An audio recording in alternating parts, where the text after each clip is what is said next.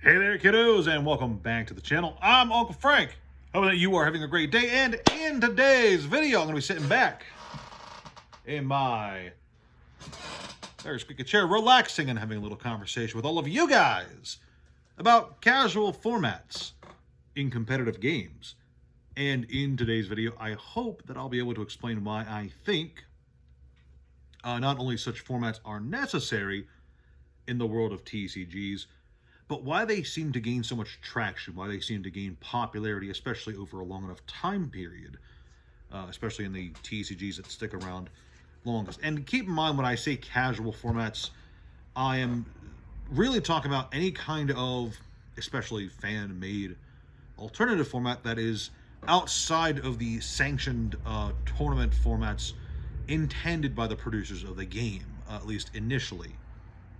You know, some of these can be officially adopted into the game, and there's pros and cons to that, don't get me wrong. But a lot of these tend to start as grassroots formats created by fans for fans who are super passionate about the game. With that being said, I hope to keep this short and condensed, you know, a real get to the meat of the issue kind of video, as long as I can stay focused. So first things first, it needs to be said that for any TCG, that especially ones that are more designed to be competitive in nature, which is most of them, you know, Pokemon's casual, but it has a very strong tournament scene. Yu-Gi-Oh! Is extremely tournament heavy and inclined. Magic has a bunch of different official tournament formats, and even the other smaller games have really high-end levels of play. It doesn't matter what it is, Flesh and Blood, Force of Will, Bushy Road games, they all do have some kind of tournament scene that does attract a lot of players who are genuinely interested in sticking it out for the long haul, grinding out tournament wins, getting those cool tournament promos, and making a name for themselves in the professional world of TCG gameplay. And there's nothing wrong with that. However, it has to be said that a lot of people, I would even dare say the vast majority of people who pick up trading card games, are there to have fun. You know, they're there to play a game, kill some time, or they're there to hang out with their friends. They don't even really, they're not interested in the game itself, but all their friends are playing it, so they pick it up to have something to do with their buddies on like a weekend night. And more to the point, a lot of the people who play games, they don't have a lot of time or a lot of money to sink into those games. They are very casual in the most literal sense. And it needs to be said, keeping up with competitive formats is intensive. You know, there are always deck lists to update. There's new sets releasing all the time, and those new sets require going over the meta game and seeing how the different decks interact, especially if you want to be really competitive.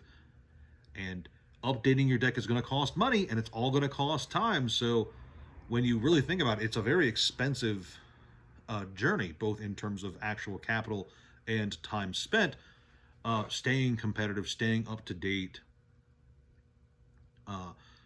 and being as well as current as you can be in your local competitive scene. And that's not going to be for everyone. A lot of people, like I said, are just in the game casually, just are there to have a fun time, and they don't really care about getting every set ever with all the most important new cards that drive the power level of the game up through the roof yet again. They just want to spend an hour or so a week having fun with some buddies. And because of that, because the people who are just here to have fun, casual formats do tend to naturally attract a very strong core audience of just people who are out there to have fun. And it doesn't matter what the game is. Again, there's three good examples I can think of casual formats that were either started by fans or have fans naturally attracted to them. Of course, there's EDH, or Commander if you're Wizards of the Coast. Elder Dragon Highlander is a format that needs no introduction. It's the most popular way to play Magic the Gathering, in my opinion. Or in my experience, I should say, not my opinion. From what I've seen, a lot of people like it. And this started as a grassroots fan-based format that Wizards of the Coast eventually realized was potentially super profitable. So, of course, they started releasing products for it, initially decks and later on full sets. And then, of course, there's Edison for Yu-Gi-Oh!, a retro format that is one of the most popular like snapshots of the game's history, with some really popular decks that people loved playing, had really cool rules, and was really nostalgic for a lot of people. So for a lot of Yu-Gi-Oh players, especially a lot of older Yu-Gi-Oh players, Edison and then other retro formats like GOAT and Hat format have gained genuine followings to the point where they've even featured as side events in major tournaments. And then for Flesh and Blood has the new Silver Age Sage format, which was officially created and is endorsed by LSS. They release official products for it. It's getting a lot of support and all that jazz. But it does feel like a more casual format, and it does have a very casual fan base, even though it is a competitive tournament format that is featured at the higher levels of play.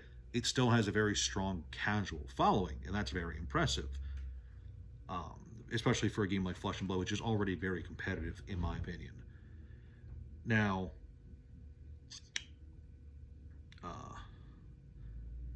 part of the appeal, sorry, I was writing down notes and I lost my train of thought, so I was consulting my notes, and then I lost my train of thought as I was consulting the notes. Fun stuff. Kills the point of the notes. Part of the appeal of casual formats is, yes, the casual nature, the fact that it pulls you away from the competitive scene. Casual formats don't need you to spend money on every single very loud truck passing by. You don't need to spend money on every single new set that comes out. You aren't constantly updating your deck. You can just build a deck for whatever the floor price is and just let that coast you through the format if you're just there to have a good time. But there's also, in addition to eliminating costs, there's also just the cozy feel of it, especially bonus points if, like Edison, you have a very nostalgic tinge to the format, where people who are older, who are into the game, remember how the game was played back then. So they have fond memories of the Edison format, and they just want to give it a try. Magic the Gathering has old school 93, 94, the first 2 years of the game, where there's a lot of nostalgia tripping going on. People building decks based on the cool stuff they used to play with when they were kids, when the game was first introduced. Pokemon has its retro formats, based to Jungle, based to Team Rocket, based to Gym Challenge, stuff like that, where people just go back to the WotC days and play Pokemon with the earliest cards from the earliest expansions. And as someone who either actively plays or has played a lot of retro formats, there's a lot of appeal just in the nostalgia factor alone, just the joy of playing with what you played with as a kid and having a deck or two for these formats that you never have to update again, because there's no new cards coming to those formats. There's no new sets coming to those formats. It's just the stuff you used to play with. Sure, if you're playing Edison, you can update your deck with the new shiny hotness, and that's definitely a money sink. Do not get me wrong. If there's like a new special rarity version of a card that's played in Edison, that can cost some money. But for the most part, a lot of these formats are either not monetized at all, which is a good thing, or they're very slightly monetized. There's new foilings of cards that are in the format, for instance.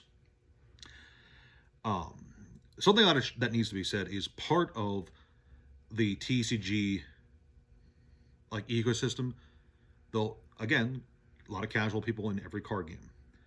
Because of that, I think it's inevitable that any card game that lasts long enough, that has a competitive circuit with one or more multiple official formats, I think it's inevitable that any competitive-based game that's popular enough, that's been around long enough, will eventually, sooner or later, have these natural kind of grassroots fan formats, casual formats pop up, just because over time someone's going to come up with an alternative format idea and enough people will like it, get cozy with it, that'll just kind of blow up and everyone will be playing it.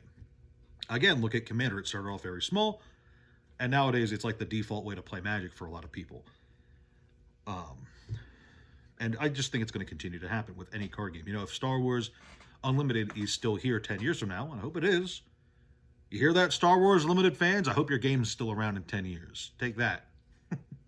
If it's still around in 10 years, I have zero doubt in my mind that there will be some kind of fan format equivalent. Maybe it'll be like Twin Suns, the official multiplayer thing. Or maybe it'll be some other crazy fan casual format. Who knows? But I think that it will exist. Same with Lorcana, same with Cyberpunk. If the Cyberpunk TCG is still around, it's not even out yet, but if it's still around, you know, I think that the casual formats are going to pick up for any card game that's out. And then I suppose the last thing I want to say for this video, because I definitely went too long, I was hoping to make this a quick one. The last thing I want to say is that, in my opinion, I don't believe companies should really try to lean too hard into casual formats or try to monetize them so much or design around it. And my reasoning for that is simple. Especially for formats like Edison, Commander, etc., that are like really created by the community itself and kind of kept up by the community. Designing around that is pointless, I think, if your intention is noble. We could talk about bad intentions on another day.